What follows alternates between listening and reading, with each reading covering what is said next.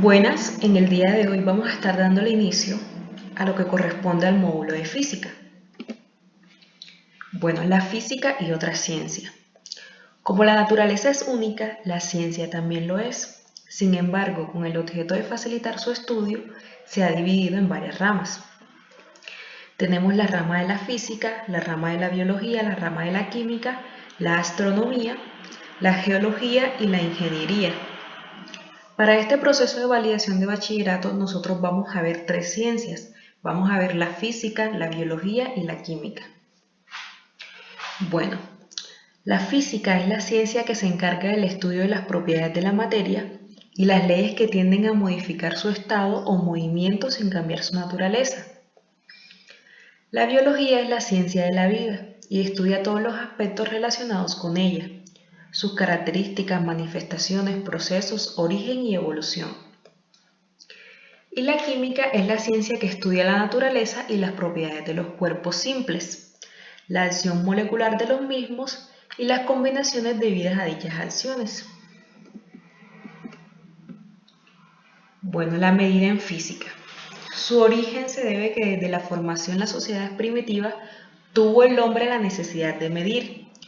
Todo procede a indicar que las primeras magnitudes empleadas fueron la longitud y la masa. Bueno, para poder medir se creó el Sistema Internacional de Unidades. En el año 1960, durante el 11ª Conferencia General de Pesas y Medidas, se creó este Sistema Internacional. Este Sistema Internacional tiene las siguientes magnitudes: la longitud, que su unidad de medida es el metro y su símbolo es la letra M. La masa, que su unidad de medida es el kilogramo y se simboliza con la letra K. Y el tiempo, que su unidad de medida es el segundo y se simboliza con la letra S. Bueno, vamos a empezar con el metro. Es la unidad principal de medida de longitud. Un metro equivale a 100 centímetros. Utilizamos el metro para medir una altura de una habitación, el ancho de un mueble, el largo de una alfombra y para saber cuánto hemos crecido. Según sea el tamaño de objeto que vamos a medir, así vamos a utilizar algunas magnitudes de la longitud. Entre estas tenemos el kilómetro, que se simboliza con la K y la M, luego le procede el metro, que se simboliza con la M, luego el centímetro, que se simboliza con la C y la M, y por último tenemos el milímetro. Un kilómetro equivale a 1000 metros. Un metro equivale a 100 centímetros y 100 centímetros equivale a 1000 milímetros. El kilómetro se utiliza para medir distancias grandes como carreteras, playas entre ciudades y distancias entre ciudades, perdón. Y el centímetro se utiliza para medir cosas pequeñas como por ejemplo un cuaderno. Y el milímetro se utiliza para medir cosas muy pequeñas como una uña. Uno de los elementos que podemos utilizar para poder medir es la cinta métrica, la regla o el metro. El kilogramo es la unidad de masa en el sistema internacional. En un kilogramo hay 1000 gramos. Aquí vemos un ejemplo que un kilo tiene 2 medios kilos y un kilo también tiene 4 cuartos de kilo. El gramo es la unidad de masa que forma parte del Sistema Internacional de Unidades. De símbolo G, el gramo equivale a una milésima parte del kilogramo. Un gramo en definitiva equivale a 0,01 kilogramos. Sus submúltiplos son el decígramo, los centígramos, los miligramos y los microgramos, entre otros. El segundo. El concepto de segundo es un concepto que se usa primordialmente para designar a la unidad de tiempo que dura tan solo un instante y a partir de la cual se componen los minutos, las horas y sucesivamente los días. 60 segundos unidos hacen 1 minuto, mientras que una hora se compone de 3600 segundos. Bueno, aparte del Sistema Internacional de Unidades, que es obligatorio y que se utiliza en todas las partes del mundo, también existió el sistema sexagesimal, cuyas unidades básicas son el centímetro, el gramo y el segundo. Ahora vamos a ver un poco lo que es la notación científica. La notación científica es un recurso matemático empleado para simplificar cálculos y representar en forma concisa números muy grandes o muy pequeños. Para hacerlo se usan potencias de 10. Se representa de la siguiente forma. Este vendría siendo el número y este vendría siendo las potencias de 10. Bueno, como les dije anteriormente, este se utiliza para representar números o muy grandes o números muy pequeños. Aquí vamos a ver un pequeño ejemplo de un número grande y un número pequeño. Un número grande siempre va a empezar por números así, 7, 9, 10, etc.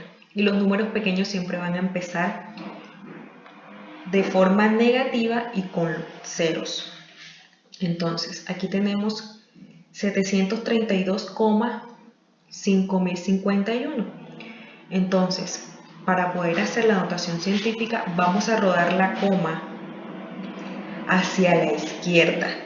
Si el número es grande, en este ejemplo el número es grande, entonces vamos a rodar la coma hacia la izquierda, de tal forma que en este ladito de la izquierda solo quede un número que esté entre el 1 y el 10.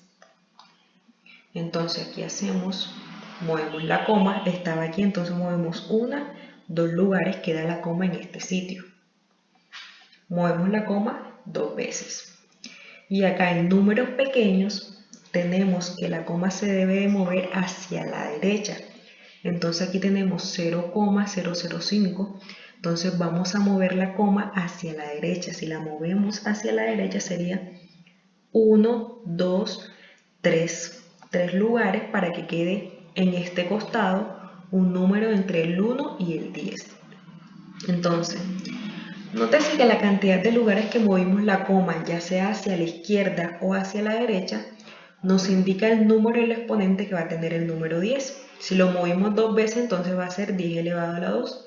Si lo movimos 3 veces, entonces va a ser 10 elevado a la menos 3. Nota importante. Siempre que movemos la coma decimal hacia la izquierda, el exponente de la potencia de 10 será positivo. Y si lo movemos hacia la derecha, el exponente de la potencia de 10 será negativo. Ahora vamos a ver cómo pasar de notación científica a notación decimal. Como ya les expliqué, los números grandes son positivos y los números pequeños empiezan por símbolo negativo, ¿cierto? Entonces, para los números mayores de 10 desplazamos la coma decimal hacia la izquierda. Y para los números menores que 1 desplazamos la coma decimal hacia la derecha. Ejemplo de números grandes.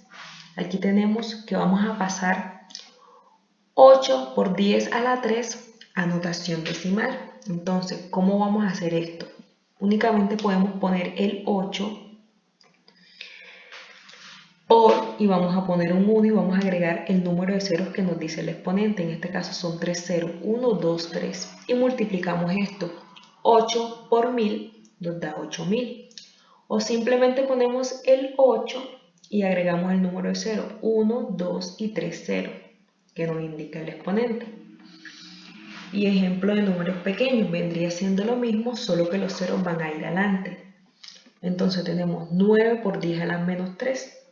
Entonces vamos a poner el 9 por, agregamos los 3 ceros y en el penúltimo cero agregamos la coma. Eso lo multiplicamos y nos va a dar 0,009.